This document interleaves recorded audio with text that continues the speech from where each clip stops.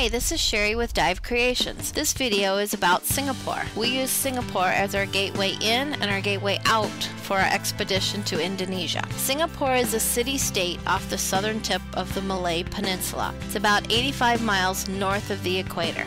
As an island country, it is made up of 63 different islands. It hosted a trading post of the East India Company in 1819. The British obtained sovereignty over the island in 1824. It was later occupied by the Japanese during World War II and reverted back to British rule after the war.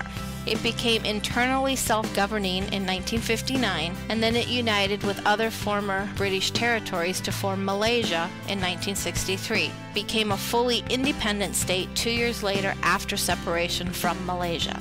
It has become known as one of the 4 Asian tigers, the term used to reference the highly developed economies of Hong Kong, Singapore, South Korea, and Taiwan.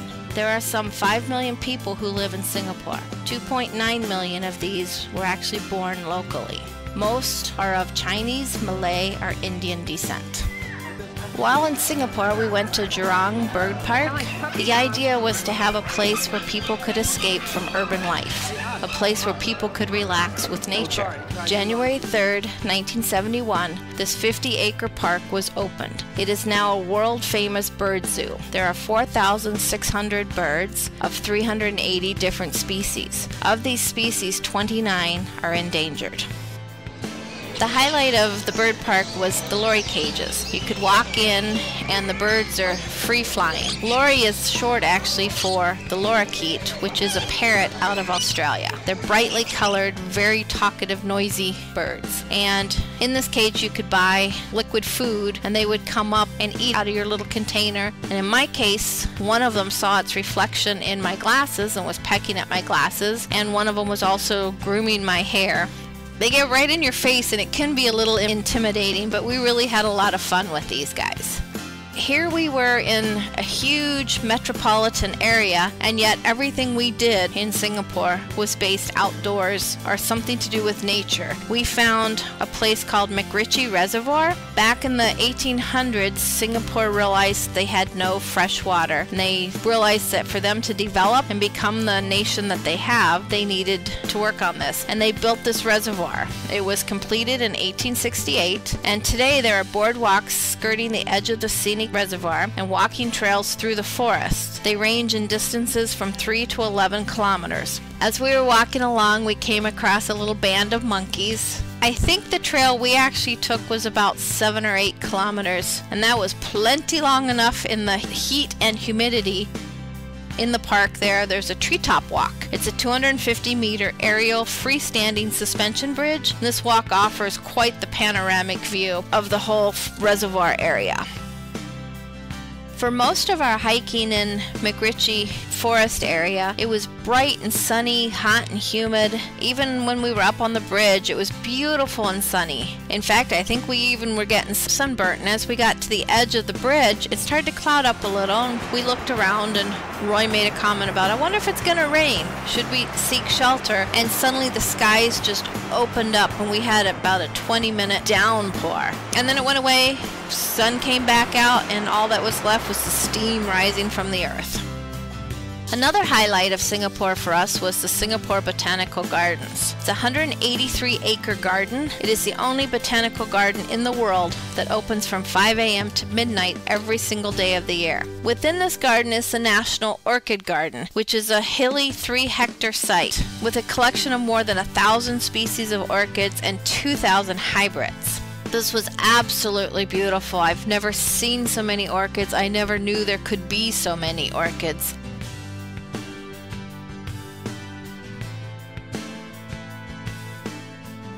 There's one section in the garden that's labeled the VIP orchids, and they've actually named them after world leaders.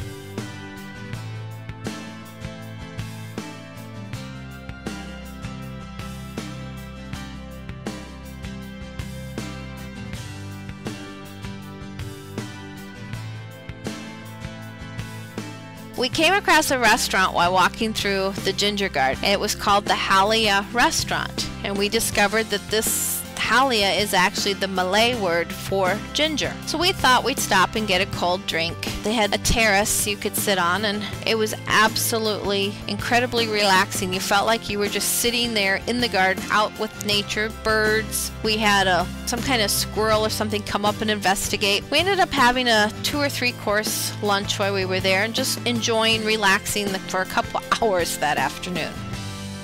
One of the last things we did in Singapore was visit Sentosa Island. Sentosa translates to peace and tranquility in Malay. It is a popular island resort visited by some 5 million people every year. Its attractions include a 2-kilometer-long sheltered beach, 2 golf courses, numerous hotels, and of these 2 are 5-star hotels, and it also houses Universal Studios Singapore. The original name for the island prior to 1972 was Island of Death.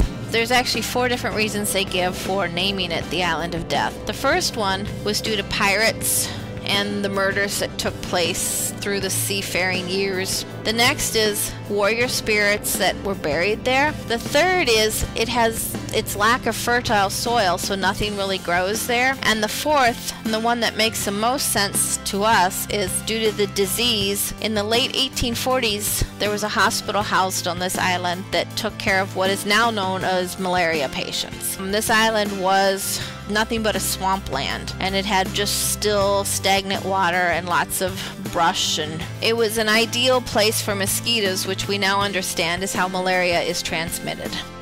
While on Sentosa Island, Roy and I were watching the luge run that they had there. And Roy wanted to do it, and I was kind of scared, and finally we decided, and we ended up doing 3 different runs down this luge and had so much fun. This luge is a self-steering, gravity-driven 3-wheel cart. The idea originally came from New Zealand, where it was so successful, they brought it to Singapore.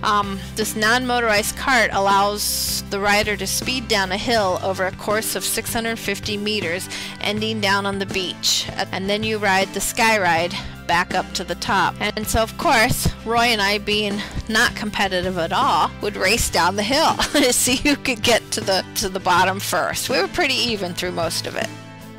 Our last night in Singapore, we were told as we checked into the hotel that there was going to be fireworks from the marina, and since our hotel overlooked the marina, we went up to the business lounge and saw that the windows were perfect. You had a perfect view of it on the 33rd floor. So we set up that night, and sure enough, they had helicopters come in bringing the Singaporean flag. They had and then down in the marina, they brought barges through the marina with helicopters on them. And after that all passed, down at the marina, there was all kinds of music and activities. We just didn't go down there. But then they had the fireworks, and they also did laser shows. So you had the lasers from the buildings, and you had the fireworks, and it was a practice run for National Day, which was August 9th. And this was July 29th when they did this practice run. When we arrived in Singapore for the first several days, the humidity was almost too much to bear. Coming from Wisconsin, it was just overwhelming. After you're there a couple days, you start acclimating to it, and it's not so bad. As far as what most people see in Singapore, the shopping, the city things, I have no idea what all of that is, because all we did was outside. I loved the fact that you had this huge, huge city, and yet you still felt so in tune to nature and the birds and the flowers. And Singapore is a very beautiful city. It is also undoubtedly the cleanest city I've ever been in.